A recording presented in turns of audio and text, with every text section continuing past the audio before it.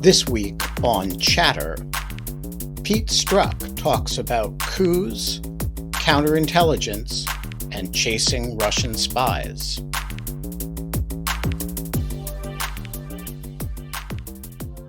So, Pete, I want to start with the question of how many coups you have organized in your life. You started at 10 in Iran, I think, right?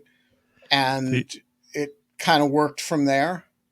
It did, and organization is we have to be really generous with that definition if you want to call any of them organized. But there was one in Iran in the 78, beginning of 79. From there to West Africa, there were 2 successful coups and at least 2 maybe more unsuccessful coups. So we're at 5. In Haiti, there was 1. And then depending on whether or not you want to count 2016 to 2020, that makes either 6 or 7. All right. And great. Let's start by talking about each of those coups that you personally organized. As an 8-year-old in Iran, what were you doing living in Iran starting coups as an 8-year-old? Well, so we were there. It was actually my second time living there. The first time my father was still in the Army in 1973 and 1974. Interestingly enough, we had to leave the country in 1974 because oddly enough, a group of Iranian communists backed by the PRC was apparently surveilling our house and targeting us, not because of me for any conceivable reason, but my father being in the military. And so the Iranian authorities thought it safest if my mother and I were to leave. So we left. And then with assurances in 1978 that everything was fine and safe and under control in Iran, we went back. My father had left the military. He was working for Bell Helicopter. And we were there, arrived in the late summer of 1978, started the school year, which lasted until about Thanksgiving. And because of the violence, started having a day off here and there because of the security situation, which turned into a week off here and there. And come December, school had essentially been canceled. And then my mother and I left in January. And then, the Shah fled January, February timeframe, I think. And Khomeini came back in the late summertime, and the hostages were taken later that fall. So, your childhood, how much of it did you spend abroad? Before I was a teenager, more than half of it.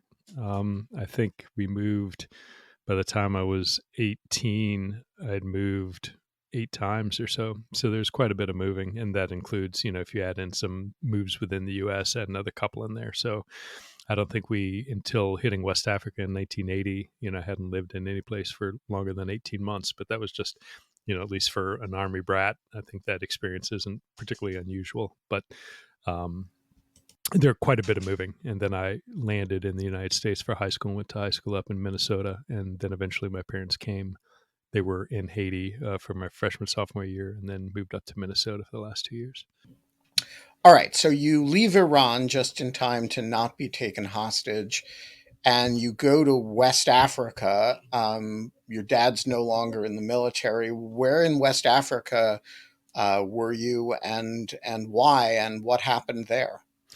So we spent a brief, probably not quite a year in Northern Virginia, where he was, he was not working for Bell Helicopter anymore. In Iran, he went to work in international development.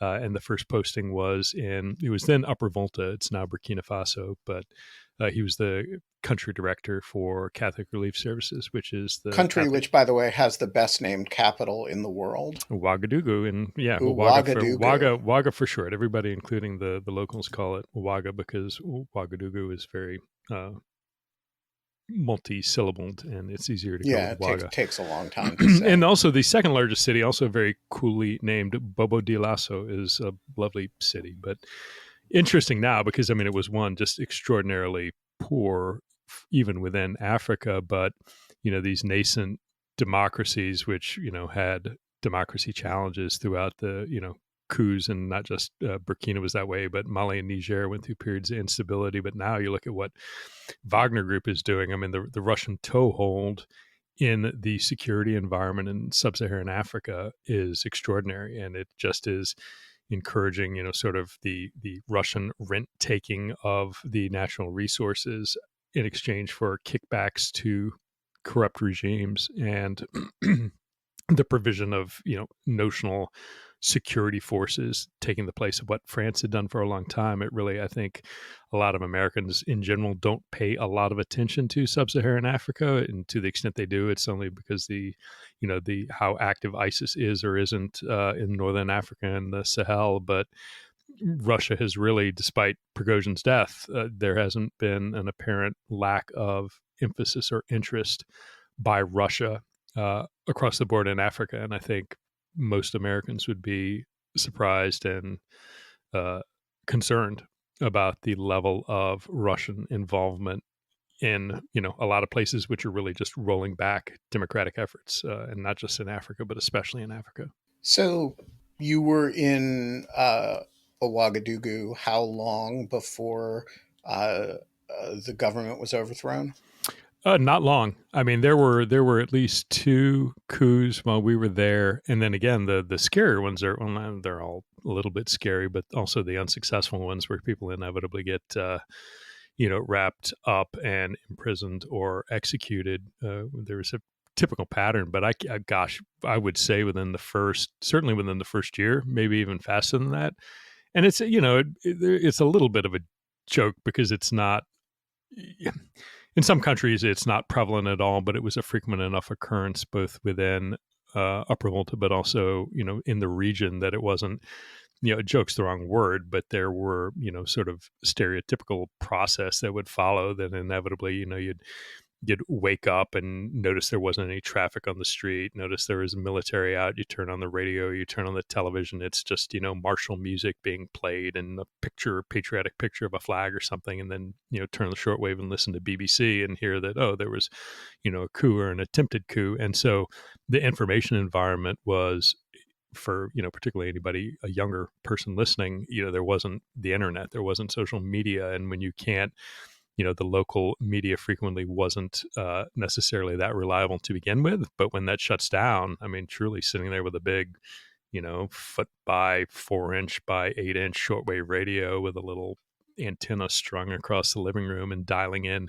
BBC, and that have different frequencies at different times of day. But I still, the little theme that they would play at the beginning of BBC World Service, and you had Voice of America and other folks, but at least for West Africa, the coverage out of BBC was typically better than VOA. But that was where you had to go to get information, and finding out about it through external sources, and then trickle out. Okay, whether there's curfews or not. Sometimes the regime that would come in or that was already in power was more pro-US or pro-West than others, and that would sort of dictate the security environment. And I remember not only having a curfew from dusk till dawn, not being able to leave, but certain times, being restricted to the house for all day for a couple of days or a week until things sort of settled down and calmed down. And so, how long were you in Upper Volta, aka Burkina Faso, and where did you guys go from there? 3 years. And so from 80 to 83, went from Burkina to Haiti. Immediately after that, I started high school in Minnesota in 83 as well. So we moved from Burkina to Haiti in 83. I spent that first summer there in Haiti, and then the fall went up to boarding school up in Minnesota, and then went back and forth spending, holidays and summers in Haiti. For 83, 84, my parents moved up to Minnesota out of Haiti in 85, I think. So you were in and out of Haiti in a period of a bunch of coups, because that's the period of time in which the baby doc regime faltered and eventually fell, right? That's right. So, the Duvalier family, starting with Francois Duvalier, Papadoc, his was the president. I mean, notionally president. He was essentially a dictator. Jean-Claude Duvalier, or Baby Doc, succeeded him after he passed away. And then he fell from power and fled, I think, to France. But eventually, Jean-Bertrand Aristide took power. But there was some sort of interim power sharing type groups. And then certainly after Aristide was in power, he sort of came in and out of the political scene and ultimately left. But it was interesting to see, people when Baby Doc fled, I was old enough at that point to be attuned to more of the political discussion and reading the news about, as the Haitian people were trying to figure out, okay, we want a democracy. What does a democracy look like? How do we update our constitution, our governing documents? Because they had not, whatever they were, was, they were functionally empty when it came to the Duvalier's wielding of power. So watching a nascent democracy try and get their head around how do we structure our organization was certainly interesting. And I mean, all these things, it's interesting too, as I look at it. I mean, every single time, whether it was in Haiti, whether it was in West Africa, whether it was in Iran, there are common things that happen when you get, sort of the crumbling of an established power base and a new group coming in. You see people, freeze the borders, in place loyalists at the head of all the people who wield force, right? The coercive power of the state. So whether it's the security service, whether it's the police, whether it's the defense ministry or entity, the placement of loyalists in there, taking over the media, controlling the radio, controlling the television.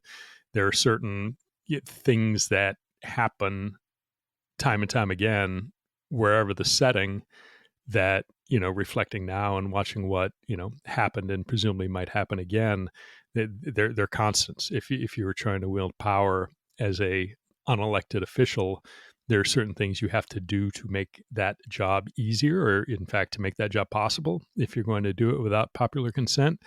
And it's particularly concerning when these things that, I was accustomed to seeing in West Africa or accustomed to seeing around the world, you start seeing them and seeing people planning to do them in the United States is something I never thought I'd see, but rings as things you have to do. I mean, there are checklists, I think, for authoritarians that it doesn't matter where you are, what continent you're on, that you have to do. And certainly, I think a lot of indication that folks in and around Trump are planning on doing, and that's worrisome.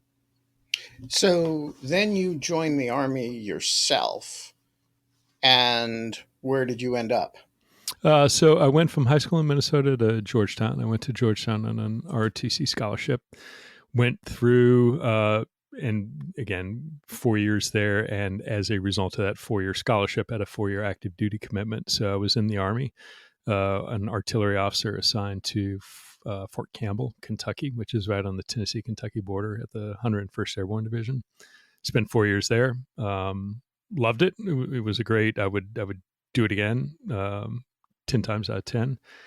At the same time, it was clear to me, 2-3 years in, that I didn't want to make a career out of the Army, but did. I mean, there were no coups.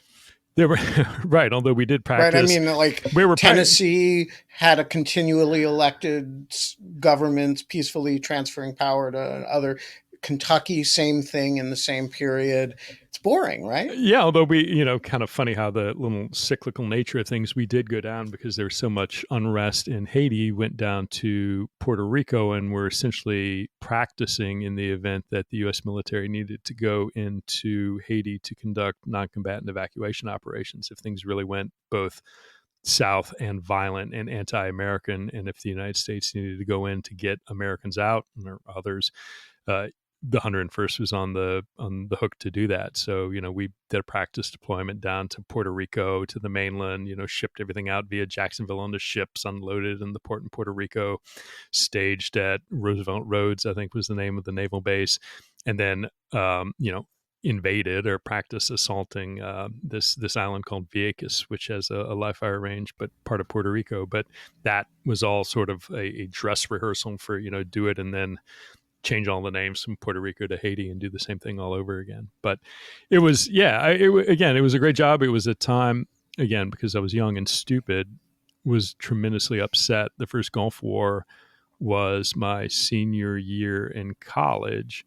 And I remember getting drunk with all my RTC buddies, pissed off that we had missed the war because we were young and stupid. Right. And, you can't, Rather than you're saying, "Wow, bulletproof and you're not going to we get all die. the benefits And your friends are of not going to die, and ROTC and nobody's going to get hurt. without having to go to a war." Yeah. Right. Nobody's going to get maimed. Nobody's going to have PTSD. You're not thinking any of that. And so it was 91 to 95 was relatively peaceful as far as the regular active duty military was concerned. And All right. So so then from there, you're basically clueless until you tried to overthrow the 2016 election. People have this sense that you kind of went into counterintelligence. Um, but that's a kind of like somebody just doesn't say I'm going into counterintelligence, right? You join the FBI and you kind of find your way to it. How did you end up as a counterintelligence guy? it's a good question. I mean, I think a lot of it is a combination of random chance. I guess chance, that's an oxymoron, right? Chance is random, presumably. And, my background, education wise, I had a degree in international affairs. I had been in the Army, had a clearance there, although didn't really deal with classified information. I actually entered the Bureau not as an agent, but as an analyst. They called them an intelligence research specialist back when I joined, doing domestic terrorism, particularly WMD, weapons of mass destruction, and domestic terrorism, which was back before it was cool. And, we were doing things like this was right after the Aum Shinrikyo attack on the Tokyo subway. This is around the time where, it was like old school domestic terrorism where the Bureau was still is extraordinarily limited just because of the same First Amendment concerns that we're facing today when it comes to looking at DT. But as an analyst, that was particularly challenging because if your job is to go out and gather information, the IT folks had it, and the international terrorism folks had it easy. They could go out, they could, gather and put all kinds of things in case files. They could deal with the CIA or NSA or any number of, foreign intelligence agencies and spoke a common language and had a common target. But on the DT side, we were extraordinarily limited what we could do, even going out. And I remember having the lawyers yell at us because we were just kind of going through and looking at people who were engaging in, hate speech, not and being told, look, you can't put that in the file. You can't clip it out and keep it because it's all protected First Amendment activity. And the debate always was, okay, well, if and when something happens where it becomes apparent that these folks were engaged in planning violent activity and we didn't know about it, and now we're scrambling to figure out what happened, if we don't have a sort of baseline of knowledge leading up to that, we're behind the power curve. And the answer was, yeah, that's right. But, unless you have a, articulable reason to believe that they're, engaged in some, illegal activity or planning to engage in illegal activity, just, sitting there looking at some white supremacist, spewing out a bunch of hate, absent a case, you can't collect and maintain that. So, this idea of like the challenges of how to investigate domestic terrorism have been true. I mean, shoot, this was like the mid 90s. I mean, they've been around for 30 years. These aren't new issues. And I don't think, we had the same debate. Do we need a domestic terrorism law? Are the laws that are on the books sufficient to deter and investigate terrorism? We just had the new, WMD legislation that came out where if somebody used a weapon of mass destruction in whatever context, there were bigger hits criminally from that perspective. But I think a lot of folks, suddenly tune into what happened on January 6th and think that there's this new issue of challenges of investigating domestic terrorism, but it's not new at all. And a lot of the challenges are there because of the restrictions that were put Right. in place in the 70s because of the abuses of the FBI. I mean, I want to say they're older even than that, right? So if you go back to the 30s, you have this tension between the Justice Department and the White House and the early FBI about, J. Edgar Hoover wants to do investigations of communists. Uh, Roosevelt wanted to figure out what the fascists were doing domestically, and Hoover's not so into that. And there's not a lot of evidence that they're engaged in criminal activity, at least at the beginning. And so, the FBI is using the absence of good criminal predicates as excuses not to go after, not to investigate fascists, and concocting whatever national security predicates it needs to go after communists. And that's a tension, and nobody really knew where the lines were because they hadn't really been drawn yet. And that's a tension that goes back almost to the beginning of the bureau.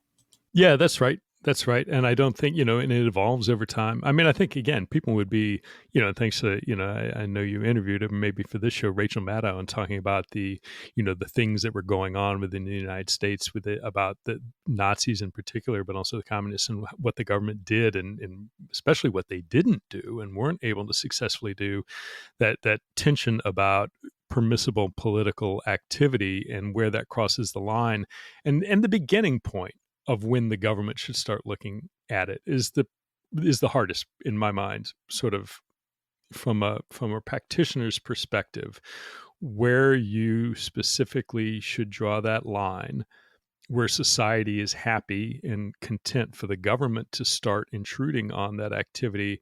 That point, that's the hardest question in my mind. And but it continued, Ben. I mean, there's crazy stuff like, Lyndon Johnson was concerned about his potential challenge at the Democratic National Freedom Convention, Democrats, and yeah, had asked Hoover to monitor the DNC, and Hoover did. And by all accounts, that included, monitoring people's conversations. And can you imagine that? I mean, this is a president telling, well, we can unfortunately, I think, imagine it now, but a president telling his FBI director to go to his party's primary and essentially, wiretap and surveil all his opponents to just make sure that he doesn't have any surprises. And that was, this wasn't 1930. This was mid 60s, right? Or whatever year that was, 68. But how does this lead you to, all right, so it's the 90s, and you're looking at, who might want to poison people on the subway,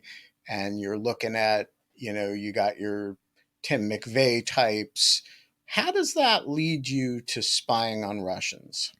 So it was clear to me, the FBI is a very agent-centric organization. It still is. It was really, really agent-centric back, probably I'd argue, up until the post 9/11 environment. But in 96. And what do you mean agent-centric? What I mean by that is, so you have the FBI is roughly 35,000 people, maybe a little bit more now, of which there are roughly 12,000 or so special agents.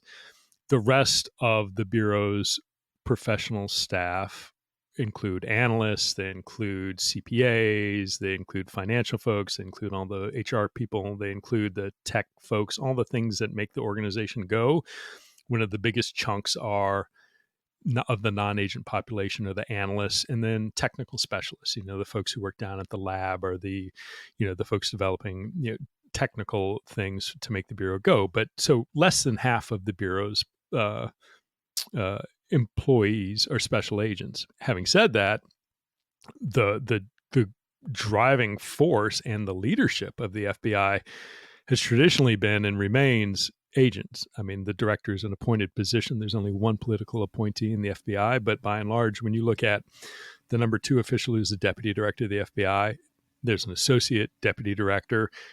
Those two have always been agents. The level below that, a kind of new position called the executive assistant director, at least on the operational side, are all special agents. The assistant directors on the operational side are all special agents. And the leadership of FBI field offices, the 56 field offices, are special agents in charge, or SACs, but they are special agents, not analysts or anybody else. And so... And I just to foot stomp this point of how significant this difference is in the culture. I remember when I was a young reporter first starting to cover the FBI, you would have, there was this code word for special agent, which is gun carrying.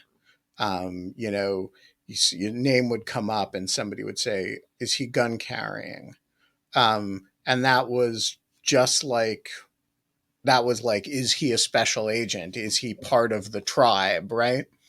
Yeah, and it used to, you were either an agent or you were support staff. That was what non-agents were called. And some of it, look, I mean, there's part of it that is, the name implies what the organization does. It's the Federal Bureau of Investigation. The investigations are done and led by agents because they are, law enforcement officers who, at the day in, day out working level of the FBI, the core of what the FBI does is conduct investigations, and those are primarily, but not solely, done by agents. Now, of course, you have teams, right? You have agents, you have analysts, you have investigators, right? Investigators need not be just agents, but certainly then, and still to this day, if you wanted to be sort of driving, and some of this goes to, like, the advice I've heard, I don't know, when I was fairly young, when you go to work for an organization, do the thing that the organization does, right? If you go work for Ford Motor Company, make cars.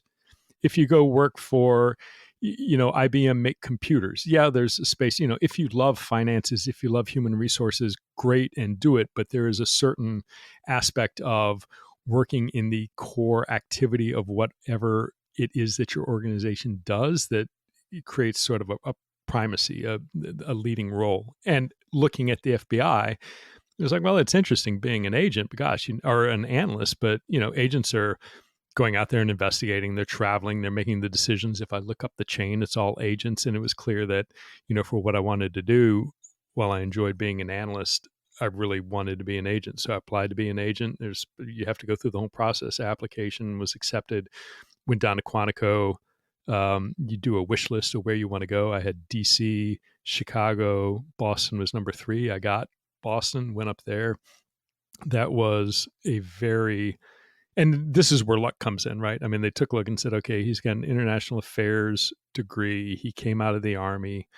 Our counterintelligence squad is a couple agents short, and maybe the drug squad might have been short too, but they're looking for somebody who was a state police officer or something before they came to the FBI. So it was a logical fit to put me there. And the interesting thing about Boston was it probably was, I don't know if it was quite top 10. It might have been the 12th largest field office, but there was only one counterintelligence squad. So that one squad handled everything from whether it was a Russian counterintelligence case or Chinese counterintelligence case or an espionage case or a proliferation case, whatever it might be. That one squad handled everything. And so I got to do a broad set of counterintelligence work.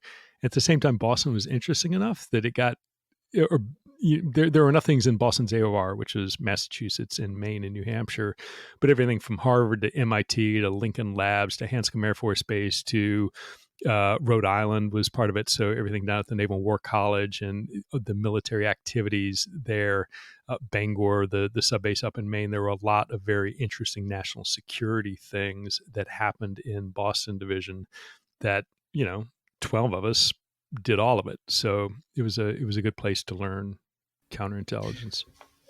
All right. So this is where we have to take a little side detour and talk about The Americans, which, as I understand it, is a show that you have never seen. Is That's that right. correct? Yep, that's right. And why have you never watched The Americans? I have tried watching the first episode at least a couple of times, and the reason I haven't watched it was the series is based on a group of, on at least on the show, as I understand it, a pair of Russian illegals. And what I mean by illegals are cadre Russian, previously Soviet intelligence officers. In other words, trained members of first the KGB and now the SVR, who go through training. They're fully, they get their leave and earning statements from the SVR. They have been through the training course, and rather than being assigned under cover of a Ministry of Foreign Affairs position or a Pravda journalist, they assume completely new identities, and traditionally not just new identities, but non-Russian identities. And so that is, if it sounds complicated, it's because it is complicated. It takes a long time to receive that training. It takes an extraordinary amount of work for the Russians to identify and build these cover legends, the persona that these intelligence officers assume. And there happened to be a pair of them, a couple that were in Boston around the time that I was assigned up there. There was also, other pairs and singletons around the U.S., some who came and went.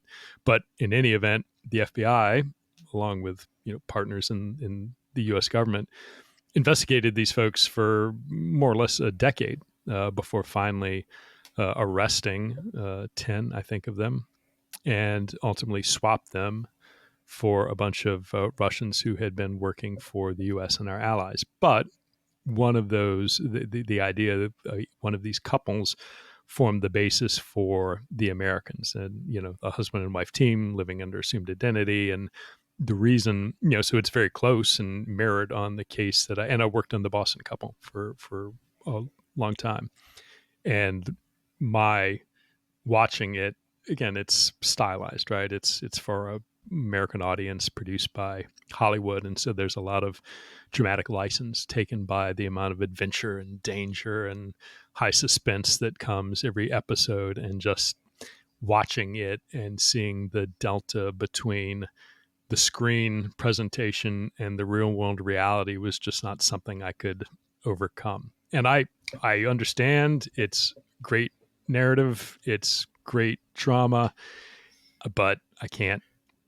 Okay. All right. Can't do it. I want to explore that delta a little bit because in the show, and I suspect a lot of our listeners have watched the show, at least in part, the couple is kind of I don't know, they're kind of super agents. They keep the whole thing from their kids, who they're raising as normal American kids. But they, usually kill somebody in the course of a show. They run off and have affairs in order to get information from all kinds of people, from teenagers to important scientists. They save the world a couple times. Uh, what were the real illegals doing? As far, I mean, you guys watched them for 10 years. What was the reality of life as a Russian illegal in the United States? I think if people, the best, easiest way is to lead a life of meticulous boredom. And what I mean by that, you have to go back. Illegals have been in the Russian intelligence sort of world going back to revolutionary periods. I mean, Brzezinski and Ford had this idea that, and a lot of it has root in this Russian paranoia of being excluded, of being thrown out of places, this idea that they didn't have true durable friendships and allies. And the idea being that, yes, they had robust intelligence operations and robust intelligence presences around the world, particularly including, the primary adversary very quickly became the United States, but that they wanted, in the event that there were any sort of hostilities, which would cause the United States to eject and throw out all of their official personnel, that they would have these stay behind, these golden eggs, these, you love this phrase, Ben, an insurance policy of I illegals see what you did who, there. Yeah. yeah, right, people who would be still working as intelligence officers within the United States, unbeknownst to anybody in the United States, who then could go and do everything from potentially lethal type activity to servicing high value agents that they had recruited within the US government.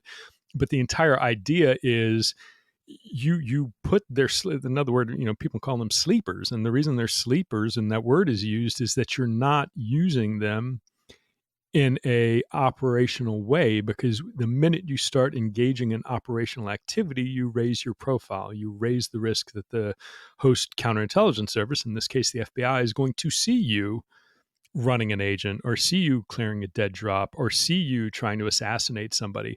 So if you're Russia in practice, the last thing you want your illegals doing is anything that's going to raise your profile. For all intents and purposes, the number one thing you want to do is blend in, gain U.S. citizenship, through whatever process you can finagle, naturalization, being the, for non-U.S. legends, the best way to do that. And you don't want to do anything that is going to create any hint to the FBI or anybody else that you're not what you say you are. Some Canadian engineer and his Canadian wife / real estate agent. That's who you want to appear to be. And so if you're out there doing anything tradecraft wise, you're putting yourself in that at risk. So you're not going to have, weekly assassinations or seductions of cabinet officials, or I don't know what the story is, but the reality is a good illegal is going to be extraordinarily boring by design. And so um, this strikes me as uh, sort of, now let me start that again. Um, okay, but this is, first of all, by design, not very dramatic. But secondly, it doesn't sound like a productive intelligence apparatus. Was there, and it actually doesn't sound like anything to be particularly afraid of, because you have a programmatic activity that involves planting people there and in the United States and then not doing anything with them, as long as you've identified them, and like in the event of a rupture of relations, you can round them up and send them away. What's the threat here that requires so much FBI attention? Well, yeah, that's a great question. I think a question we all asked ourselves as we were going through it, because on the one hand, both sides are putting an extraordinary amount of resources into running the illegals on the one hand and investigating them on the other. I mean, they went, again, just to get into the United States, there was a 10+ year lead up period where they were trained and then given their identities and then lived abroad, then moved to Canada, then from Canada into France, and France into Boston to Harvard. So that, just paying for that's all the run up. That's 10 years of investment on the Russian side to get them there. And then once they're here, it's the same deal. I mean, they're paying for all these folks that not only to live and all their expenses, but all the support folks, the what's called Line In, which is the illegals group within the SVR that does illegal support to all the things that take to run these folks. Whether it's like sending them tasking, receiving their reporting, meeting them, there is a extraordinary amount of resources that the Russians put into this. And on the other side, we did a huge amount on the bureau side. I mean, we had them, you can read on public filings. It's very clear that there was a robust investigation of all of these couples and singletons. And by robust, I mean, certainly FISAs, including not only electronic and cellular communications, but physical searches and microphones and GPS monitoring, and just a lot of things that, if you're being extraordinarily careful not to get caught, take a long time and a lot of resourcing and energy to do. So at the end of the day, what did they get out of it? I mean, I think, going back, they thought, because they didn't know that we had been handing their ass to them for, near a decade. On our side, we watched, everything from tradecraft. And again, this is public. They started out and until the very end used like old school invisible ink, and invisible carbon paper to That warms my heart. write messages and then put bogus, messaging over the top, and then using, ink to raise. They would receive, again, at the beginning all the way through to the end, sometimes shortwave broadcasts, which were like encrypted 5-digit little groups of numbers that they would then take a one-time pad, raise that from being not visible to visible, and do the transformation and pull the message out of that. And so seeing that, and tried and true stayed through the whole time, we watched them go back and forth with newer forms of communication. So for a time, they went to a steganography platform. From a time, then they went to computer-based encryption. From a time, they used other sorts of communications. And so as we're watching them, we are able to see the nuts and bolts of how Russian tradecraft is evolving. And we're also watching and seeing, okay, what is it that they are being tasked to do? What is the male was at the Kennedy School at Harvard for a Master of Public Administration, I think, program. But, what was he being tasked to do? Who was he reporting on? What were the things that the Russians were interested in? So we can watch all of that. And at the end of the day, the decision whether or not to take them down is okay. Once you remove them, I mean, you take them out of action for a while and you kind of make the Russians blind for a little bit, but they're not going to stop. So eventually they're going to go out and they're going to come up with a new set of illegals, and then just the game starts all over again. So it's a balance between you don't want to ignore them because you don't, I mean, that's not acceptable. You've got these highly trained, highly paid, high value officers operating in the US, and you're saying, well, they're not going to do anything unless we go to war, so just ignore them. You can't do that. So it is, though, at the end of the day, I always personally had some question about thinking the Russians were not getting their money's worth out of these folks. And as good as they were and as hard as it is to live as an illegal, it's like all this money that they were spending on it, if they did other things, whether it was putting into straight, traveling officers who come under cover of a businessman or something else, or, enhancing their technical capabilities, would their money be better spent from a return perspective on other things? But again, a lot of that just goes to the Russian insecurity. I think that is such a key, whether it's the war experience, that idea that we just have to have a backup, something that we can rely on that nobody else knows, that we know we've got, even though it's a money sink, even though it's not really giving them anything, just that sort of peace of mind when things go bump at 2 a.m. in the middle of the night, that they know they've got these couples sprinkled around the world. That's my guess why they did it. I mean, it has some relationship to the conspiratorial nature of the party itself, right? So, the Communist Party pre-revolution, and all over the world in various, pre-revolutionary societies, always had underground cells and always had an overt wing and a not overt wing. And this feels like a kind of intelligence extension of that conspiratorial mindset. Yeah, absolutely. I mean, I think it's, again, I don't think I'm giving anything away, but like the people, the residentura, the people on the ground, the SVR officers who are assigned to the United States, whether it's in DC or the mission of the UN or wherever else they might be stationed, typically are not at all aware of who the illegals were. You didn't see contact because, again, that's a vulnerability point. The Russians assume that we know most, if not all, of their intelligence officers, even if they're assigned under diplomatic cover.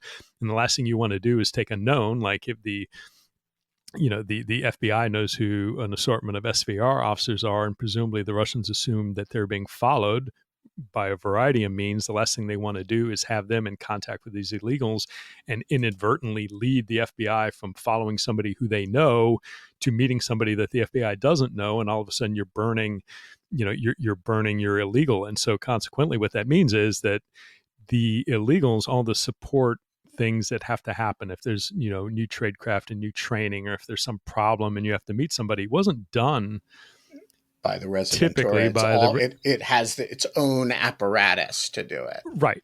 And that would extend to not even like, and if they're not going to support it, why even introduce the risk of knowing about it? The last thing you need is, why tell somebody who's here stationed officially, who's going to be out drinking with his buddies who are also in the residentura, who talks about, oh, hey, by the way, we got a couple in Yonkers and we got a couple in Boston, and all of a sudden they talk to somebody else in the embassy, and that person in the embassy happens to be an asset of the FBI. So you don't, that vulnerability you don't want. So consequently, I mean, maybe the resident knows, that the head knows about it, but in most cases there's not a whole lot of benefit to telling them unless it's some emergency and you got to do it. But you can send that out in a cable and say, hey, tomorrow you need to go do this, that, or the other thing, and cover that risk when you get to it.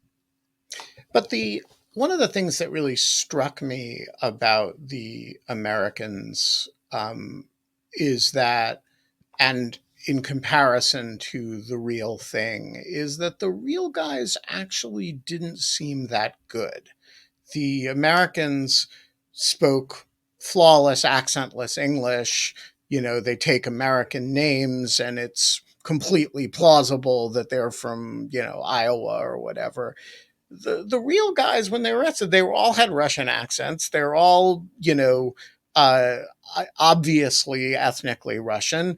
they're they don't have any obvious intimacy with American culture. It's kind of like, you're stationing a bunch of Russian immigrants who are kind of like any other Russian immigrants all around America, um, and you know, asking them to blend in. It's a little bit farcical. Yeah, I mean, none of these folks are going to be mistaken from somebody out of Iowa, right? I mean, they all had, as you indicated, noticeable accents. It was funny because they would have like Anne Foley, the Elena Vavilova was her name, the wife of the Boston couple, had a story where I think she said like her mother or one of her parents was from, I want to say either Prague or the Czech Republic or something, to explain why when somebody say, "Oh, you have an accent," she'd say, "Oh, yeah," and give some vague, sort of gray, ephemeral East European origin story where the average American is like, "Oh, okay, whatever." Those times where they would run across somebody who's like, "Oh no, I lived in Russia. That's a Russian accent," they would they would do everything in their power to make sure they never came across the person again, because it was that, for somebody who knows the Russian language and knows a Russian accent, it's unmistakable. But having said that, they weren't mopes. I mean, they weren't stumbling. Some of the stories that come out, if you follow some of the GRU knuckle draggers who tried, assassinating Skripal and are running around getting arrested outside of Switzerland at WADA, at the World Anti-Doping Agency, they were not as clumsy as all that. I mean, I think some of that just is culturally, the SVR is more refined and competent generally in terms of the smoothness of their operations. So I don't want to make it sound like they were buffoons, but at the same time, they were not, again, one of the disservices in not having watched it. It was not the kind of thing where you're talking to somebody like you or me, and all of a sudden it's revealed that, no, you're not really, Ben from Massachusetts, or, Pete from wherever. You're really Igor that grew up in St. Petersburg. It was not, I don't think anybody would be stunned. I mean, people were surprised just because it's hard to wrap your head around the fact that somebody you thought was Canadian Don was in fact Andre from wherever the hell he was from.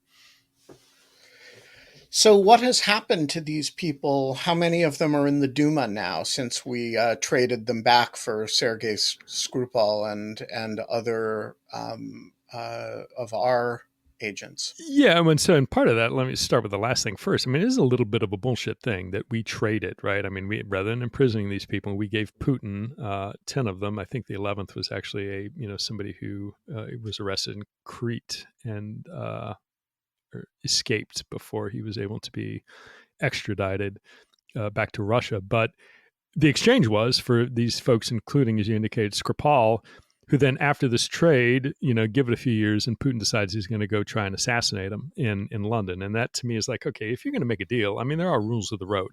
And Putin has always been very clear that he views traitors as something that you never escape from, and he will go to the ends of the earth to find you and kill you. However, another one of the rules of the road are, if you're going to trade your people, then your view of, like, it's a difference how he views a Russian who betrayed somebody versus a CIA officer who was trying to recruit them. The CIA officer is, hands off. They're just doing their job. But if at some point you trade for your people, it's almost you're letting go your claim to chase them around the world and try and kill them, which he didn't follow. But of the ones, so when they went back, I don't know, she wrote a book which I bought. It's in Cyrillic, and I don't speak Russian, and so having to use Google Translate to go through each word is a lugubrious chore. He ended up working initially for a Russian bank. He was on, for several years, certainly during the Trump administration, was on Russia One, on their little that what everybody follows now, where they have the little round table of experts and they all complain about the Ukrainian Nazis and how, they're going to nuke America. But he was on there as an expert on Russian culture and understanding the mind of the West. I haven't seen him recently, but they're both there. They had two kids born in Canada. Interestingly enough, the Canadians rejected their citizenship, and then it went all the way. They appealed, it went all the way up to the Canadian Supreme Court. I know the youngest one got his citizenship back. I don't know if the oldest did or not, but they're, I don't know what happened to the kids. I think I talked to somebody who had interviewed them for a book or some sort of media thing, and said there was some, there's a little bit of like messed up psyche, which again is a Kind of common understandable. phenomena, right? And is Yeah. not, I think, Russians understood it and had like, staff psychologists that at whatever point the parents eventually broke cover with their kids, which was usually when the kids were old enough to like not, be 8 years old and telling their classmates about it. When that happened in high school or later, that invariably came with real potential psych issues. And so, it makes sense. Did you ever have a chance to debrief them at all or to interview them? Or was your relationship with them always one of we watch you from afar and, get into your safe deposit boxes and, you know, conduct FISA surveillance of you, but we've never, like, have you ever met any of them? No, only arresting them. I mean, I left Boston when the investigation was still very much well underway. And so I went down to headquarters and then from there to Washington field office, and the investigations continued for many years.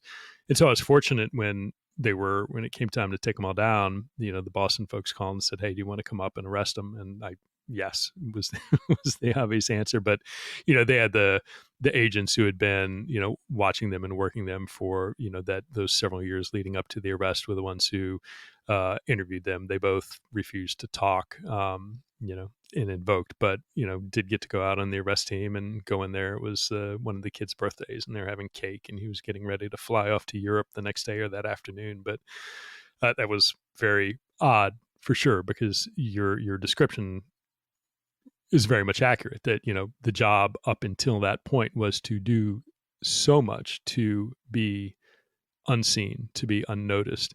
If you wanted to install a microphone, if you wanted to conduct a search, it was, if there was any risk whatsoever, it was always, well, wait, let's not do it, let's wait for another opportunity, because you just didn't ever want to do anything which would highlight the fact that the Bureau was aware of them. So steeped in all of what we did was this idea of absolute caution and circumspection.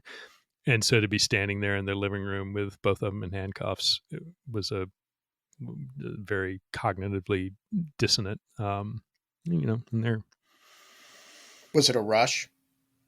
yeah, I mean, yeah, it's the same, you get that same sort of like, most arrests, like people, you whether it's time dilation or, speeding up. I guess dilation is speeding up, right, or slowing down. But I mean, they're very, the sensory response to that is noticeable, and like recognize, okay, I'm, things seem to be going slower. I've got to like, it was. This arrest is in 2010, if memory serves, maybe 2011. I think 10. And it is another 6 years before get wrapped up in clearing Hillary Clinton unwarrantedly of abuse of her emails and giving classified information to everybody and his mother, and then overthrowing Donald Trump. What did you do with the 6 years in between? I mean, your sort of heyday as a coup plotter hadn't come out yet. Yeah, and that's the frustrating thing, because I think people like, to the extent they know me outside of the FBI, they know me either because of Mid-Year Exam, which was the Clinton email investigation, or Crossfire Hurricane, which was the Russian interference in Yeah, 2016. neither of which we're talking about And today. neither of which we're talking about, and we're maybe, talking about the other coups if you've we been read, involved in. maybe if you read the book, about the illegals up in Boston. But I mean, there's like a 15-year additional career there doing a lot of work that, is frustrating. That like people in the Bureau know this, but, it's primarily doing espionage work. And what I mean by that is the Bureau has a counterintelligence mission broadly of watching what foreign intelligence services and foreign nations do intelligence-wise within the United States and against United States interests. And so that can include watching what Russian intelligence officers and Chinese intelligence officers, Iranians, Cubans, whoever the case may be, watching what they're doing and who they're targeting.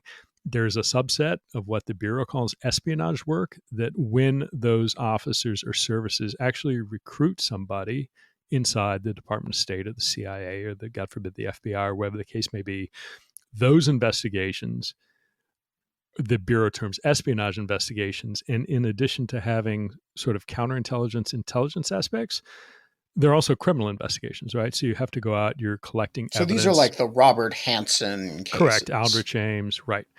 And so, and those are the high level people that most folks have heard of, but on a day in, day out basis, at any given time, there are a lot of not quite as grave or serious investigations that are going on. And that's what I was doing, both at Washington Field and at headquarters, kind of moving up the chain of, working them as a supervisor, then supervising broader programs at headquarters and coming back and having an entire espionage program. But it was great. I mean, I love that work. And I mean, went around the world, put a bunch of people in jail, had the advantage, I think, the counterintelligence world in the FBI can be a little different from the rest of the FBI in that it isn't criminal in nature. The need to collect and preserve evidence is evidence. The requirement to write your paper and do things in a way that are going to withstand some jerky defense attorney cross-examining you on the stand, that adversarial process lends a precision, a different type of precision to work than occurs in an intelligence and counterintelligence perspective. And I found that very valuable, not only for myself, but, the agents who had, working with me and for me to have that rigor. And, and it's the best of both worlds, because at the same time, it's not, you're not going after some mope who's bilking Medicare. You're not going after some, asshole who's trafficking in CSAM. You're going up against, the premier folks in hostile foreign governments whose entire purpose and funding is to collect American secrets and recruit Americans. So, the intellectual challenge of that, coupled with the sort of building a criminal case, was a great combination. And again, frustrating that, people sit there and say, oh, Pete was, this or that. It's like, well, primarily Pete was a espionage agent, right? Working a bunch of cases, and just happened to come across these, bigger things towards the end of my career. But there's a lot of other really interesting stuff that I was fortunate to be able to do. Yeah, so what are some of those cases? I mean, most spy cases that we are aware of are pretty famous. What are the major cases that you worked that people will have heard of? So if that they've heard of, I mean, certainly Ed Try Snowden. me. Yeah, Ed Snowden and Julian Assange as a assistant special agent in charge. Folks will have heard of that. If lesser known, like as a squad supervisor at WFO, there was a group of folks within DoD that were providing information, unbeknownst to them, to the PRC, to a guy named Taishin Guo, who was based out of New Orleans, who was in contact with a guy named James Fondren, who was a PACOM GS non-uniformed employee at the Pentagon, and Greg Bergerson, who was a foreign military sales specialist within DoD. He was getting information about Taiwan and the PRC and passing it to information about Taiwan and passing it to the PRC. Put all three of them in jail. John Kiriakou, who was found guilty of disclosing identities of CIA officers. So he's a fascinating character because he was originally publicly thought of as a kind of whistleblower who had worked on the secret prisons interrogations matters, and I believe was the first agency employee kind of publicly to describe things like waterboarding. And then a couple years later gets arrested. What's your sense of who he really was? I don't I don't know. I think at the end of the day, he wanted his. I mean, again, this is my speculation, right? And I want to be. Short answer, I don't know. I mean, it is certainly true that publicly he was initially a proponent of the RDI program and that it had been helpful and beneficial. He changed that story, if memory serves. Again, we investigated him after it was a long, sort of convoluted path that got there. We found U.S. government DoD guards found what appeared to be surveillance photos in the legal papers of high-value detainees down at Guantanamo. And I'm talking like the Camp 7, the really high-level folks, the Abu Zubaidas and Hassawis and Ramzi Ben Al-Shibs of the group down there. And the question was, who are these people and how was it that they were identified and how did the photos get there? And Pat Fitzgerald was appointed to sort of lead up the effort because we had to get it out of, because that was involved in their legal papers and the prosecutions that were going on, and the still unclear, and certainly at the time was unclear whether they'd be held under, tried under military UCMJ or under an Article 3 court. The need was to get the investigation and the chain of command out from the regular FBI and DOJ because you didn't want to contaminate those trials. And so I worked with Pat Fitzgerald, who was fantastic. And, eventually, long story short, figured out legitimate reason of why those photos were there and what they were. But in the course of doing that, determined that Kiriakou had disclosed the identities of some CIA officers to members of the media.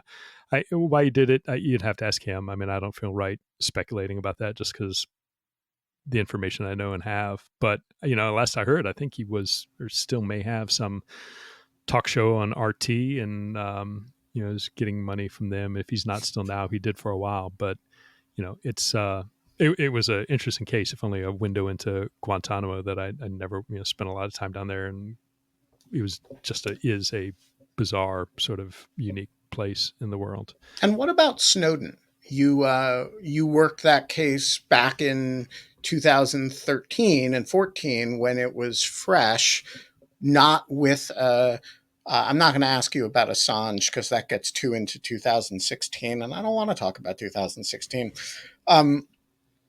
But Snowden was, you worked those cases before they were, before Assange was a creature of the 2016 election story. What did you make of Snowden and his motives and behavior and, all the other stuff, both prior to 2016 and in light of what happened in 2016? How should we understand him? That's a good question. And again, I need to be careful about not saying really anything beyond what's in court filings. What I tell people and have told people in the past is, Snowden has come out with rationales for what he did and why he did it.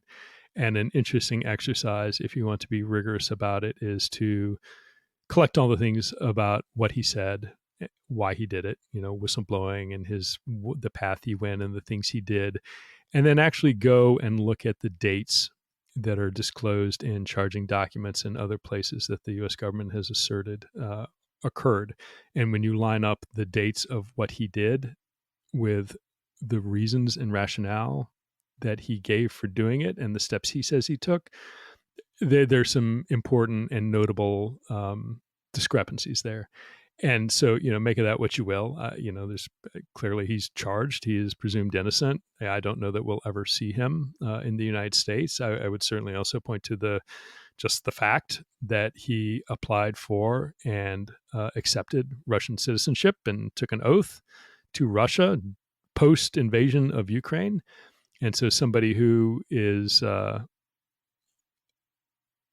appears to be, very set in their mind about the moral reasons for doing what they did, coexisting in the context of an invading power engaging in war crimes is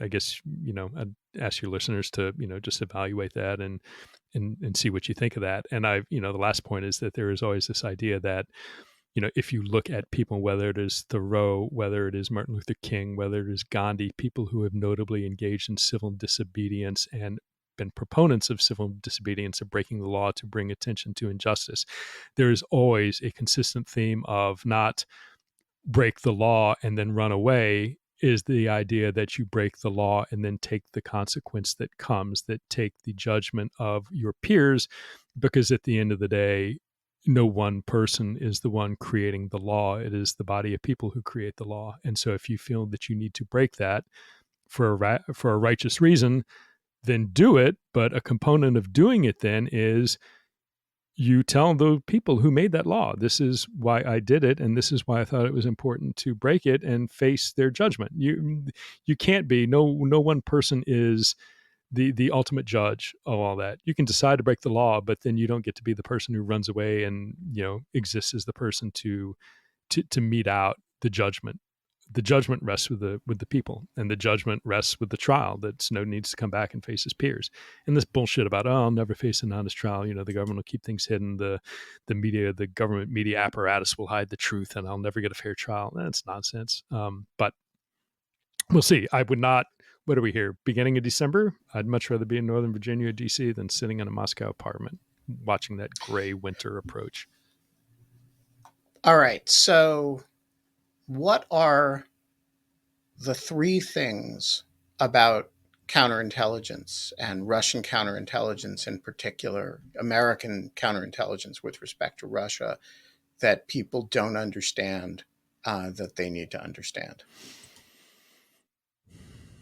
There's a lot of activity going on in DC every day, but all across the United States. Russian intelligence services are conducting activity both on the ground and in the cyberspace environment that the FBI and other government entities are investigating and responding to. So there's a lot of it going on out of sight. Okay, so hold the other two for a minute. Let's talk about that one. What does that mean? Does that mean like a whole bunch of illegals who are running around who people like you are following? Does it mean a kind of background level of gray zone cyber activity? Does it mean something else? What are the baskets of activity that you're thinking about when you say that? I think it means all of that and more. It means that on a daily basis, there are intelligence officers assigned to the embassy and diplomatic establishments around the U.S. that are working, going out and collecting intelligence, which is information that is not publicly available. It means that there are travelers, whether they are exchange scientists or students, whether they're visiting businessmen. It means whether they're tourists, there are people who are coming in who are actually either officers or agents of the Russian intelligence services. It means there are people that the Russians have recruited in the U.S. government or other governments that are providing information that are being investigated by the FBI. It means that Russian entities are trying to get circuit boards to help build drones to use against Ukraine, that FBI agents are going out there talking to industries and individuals who might be intermediaries who are wittingly or unwittingly sending those ultimately onto the government of Russia to stop that. It means that there are cyber agents who are watching and combating what Russian actors are doing, whether they are cadre cyber people in the SVR, GRU, or FSB, or whether they're contractor penetrating U.S. government systems, or people like, the old Internet Research Agency in St. Petersburg, contractors who are going out and manipulating perception, whether in social media or in the public sphere in general. So all of those things are going on every day. All of those things are being worked on by FBI agents and analysts every day. And it is going on across America. And 99% plus of it is never been on and never will be on the public's radar. How much of it is on 99% plus is not on the public radar and never will be? What percent of it, in your view, does the FBI have visibility into? That's a good question. I don't know. I'd love to say 99% plus, but you always worry about what you don't know, right? We, in general, like with criminals and everything else, we tend to get the stupid ones or the simple ones, and the people who are sophisticated criminals or sophisticated intelligence officers or sophisticated agents. You worry that, and look at Aldrich James, you look at Robert Hansen, you look at Anna Montez, friend Pete Lapp, who is a case agent on Montez, has a book on her coming out, I think, in a week, and plug that. I haven't read it yet, but Pete's a good agent. But if you look at their histories of spying, they spied for each one of them, and Gwendolyn Kenneth Myers and Jonathan Pollard. And just go on and on and on and on with people that you might have heard. They spied for years before they were arrested. So what that means is that they were successfully operating at some point before the U.S. government, before the U.S. intelligence community, before the FBI became aware of them. Certainly there's a period of like running a case and building evidence to get you in a position to arrest and prosecute them. But they weren't stopped before they started doing damage. Some were, and typically, I could throw a bunch of names out that people never heard of before because they weren't that damaging because we caught them early. But the good ones, run for a while. And the worry always was one of my biggest worries is not the cases we're investigating and where we're at, but like what aren't we seeing at all? What is going on right now that we have no notion about? Because if you look, like it's now NCSC, it used to be NCIX, the National Counterintelligence Executive, which, whether or not they're needed, it's a discussion for another time, but they would put out this interesting graphic that would list active penetrations, active spies within the US government and the range of their espionage activity. So you had like on your x-axis was the time period of when they were active. And if you pick a year and drew a line, you would inevitably go through 3 or 4 individuals, which meant at any given period in time, there were at least 3 to 4 active agents working for a hostile foreign power that were not arrested, that were not out of access. And so, things ebb and flow. But if you don't have a sense of like, oh yeah, we got identified 3 to 4 folks, 5 folks, whatever, that we know are working for the Chinese or the Russians or whatever, if you think there aren't any, or you think there are only a couple, there's that really uneasy feeling of like, statistically, history has shown us that there's gonna be right. We should be at 3 we right should be now. seeing thing, and it's not. Oh, we only have one bad espionage case. That's not a happy story, right? It's like, okay, you only have one, but doesn't that mean there's probably a few that you have no goddamn idea whatsoever? And all the knock-on effects from that, right? It's like FBI, you're not doing your job, but presumably, a lot of the time, the best leads have come from human sources that people like the CIA have recruited. So it makes you wonder if you're not seeing it. Not only is the Bureau not doing their job, but has the CIA not recruited who they need to recruit? Has the NSA not tasked the various places of information that would tell you who those penetrations are? And I never felt like, oh, we're doing great. It was always like, oh shit, we're missing something. So, but anyway, short answer, you're confident that 99% of it is outside public visibility, but you have no idea what percentage of it is outside FBI visibility. I would hope a small percentage, but I mean, that's impossible to know, right? That's a right. known unknown. All right. Basket number 2, things we should know to understand about counterintelligence that we don't. That's a really good question.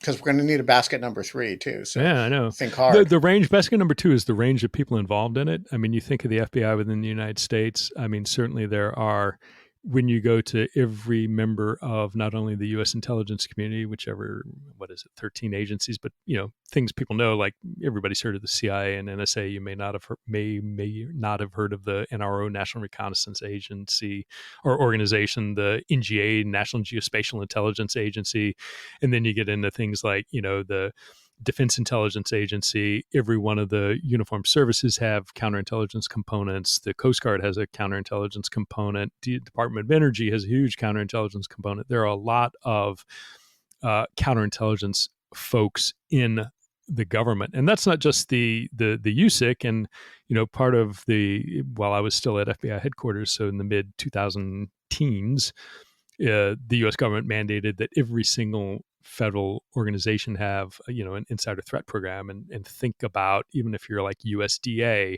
or Department of Transportation, that you've got an insider threat program to understand what hostile intelligence targeting looks like. So it's big. It's not just when you think about what the U.S. does in a counterintelligence context, it is not just FBI, CIA, NSA. Those are the big heavy hitters. But, if you're talking anything surrounding DOD, you've got a big CI presence. If you're talking anything about nuclear weapons or nuclear labs, big DOE presence. So there's a lot that goes into it. All right. What's basket number 3? I think basket number 3 is whether or not we are adequately structured as a nation to face the intelligence and counterintelligence environment that we find ourselves in. And there are a couple of aspects of that, I think. One is the change in technology and everything that entails through both opportunities as well as vulnerabilities. And it can be simple things like, the illegals we were talking about earlier.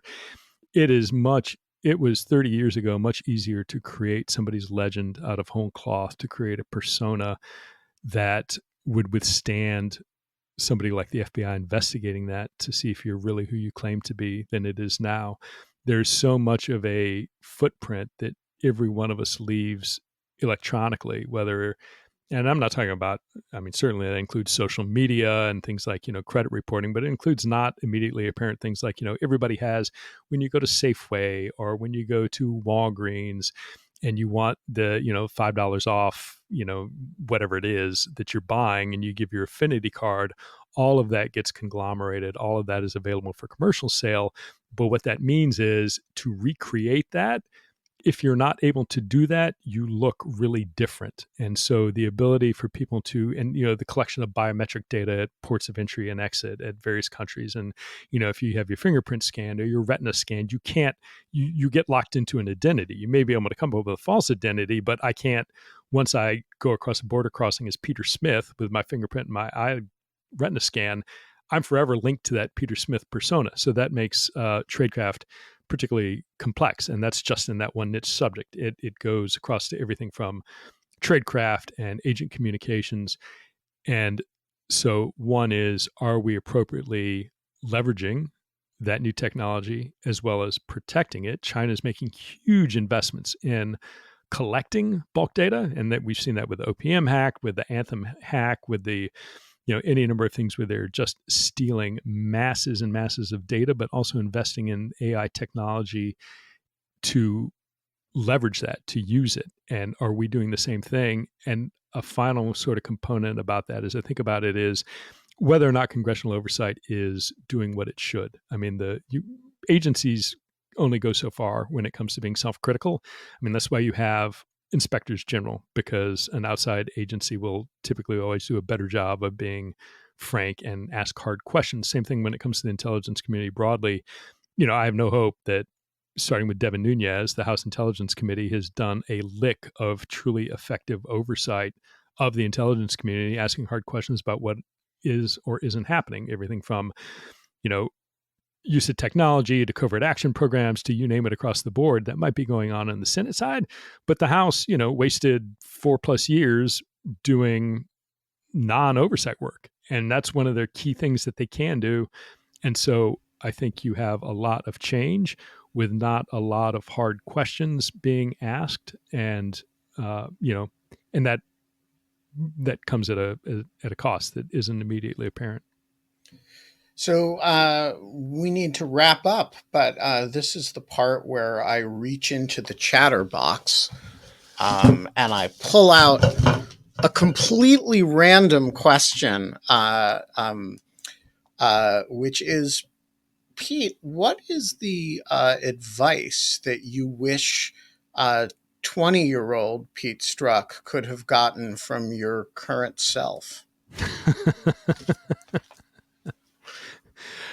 Oh, that's a good loaded question. I think it would be,